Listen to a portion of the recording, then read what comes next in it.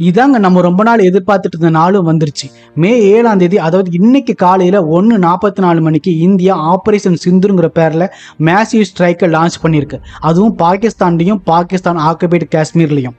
ஆமாங்க, இந்தியா தாக்குதல் ஆரம்பிச்சிட்டாங்க. அது மட்டும் இல்ல, ஆர்மி, ஏர்போர்ஸ், நேவி 3 பேருமே சேர்ந்து தான் இந்த ஆபரேஷன் சிந்துரை ஆரம்பிச்சிருக்காங்க.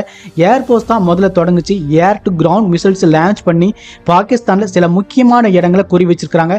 அதுக்கு பின்னாடி Indian army surface to surface மிசைல்ஸை லான்ச் பண்ணியிருக்காங்க. இந்தியன் நேவி கூட இந்த ஆபரேஷன்ல கலந்துக்கிச்சு. Long range loitering missiles launch பண்ணியிருக்காங்க. அதுவும் கரெக்டான அக்யூரசியோட.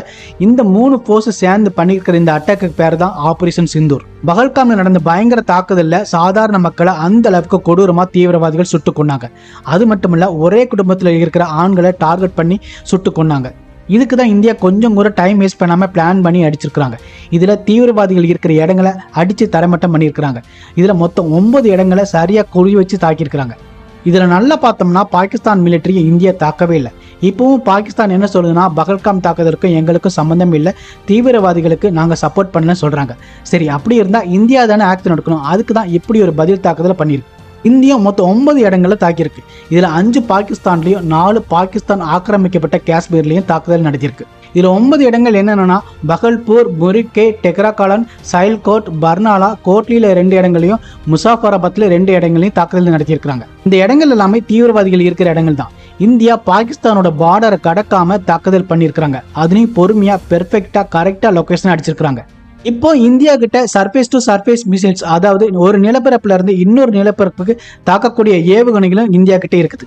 இந்த தாக்குதல்ல ரஃபேல் ஜெட்டை யூஸ் பண்ணி தான் ஸ்கால்ப் மிசைல் சிஸ்டத்தை லான்ச் பண்ணியிருக்காங்க. இந்த தாக்குதல் மூலமா இந்தியா பாகிஸ்தானுக்கு யாருன்னு காமிச்சிருச்சு. அதுவும் பார்டரை கிராஸ் பண்ணாம இந்த தாக்குதலை நடத்தியிருக்க மூலமா. சரி, இந்த தாக்குதலுக்கு ஏன் ஆபரேஷன் சிந்தூர்னு பேர் வச்சிருக்காங்கன்னா, சிந்தூர்னா குங்குமங்கிறது பொருள். இந்த குங்குமத்தை நம்மளோட இந்திய நாட்டில் திருமணமான பெண்கள் நெத்தியில வைப்பாங்க. அந்த பெகல்காம் தாக்குதல்ல தன்னோட கண்ணுக்கு முன்னாடியே அவங்களோட கணவன்மார்களை தீவிரவாதிகள் சுட்டு கொண்டாங்க. அந்த பெண்களோட குங்குமத்தை அழிச்சதுனால தான் இந்திய ராணுவம் இதுக்கு ஆபரேஷன் சிந்தூர்னு பேர் வச்சிருக்காங்க.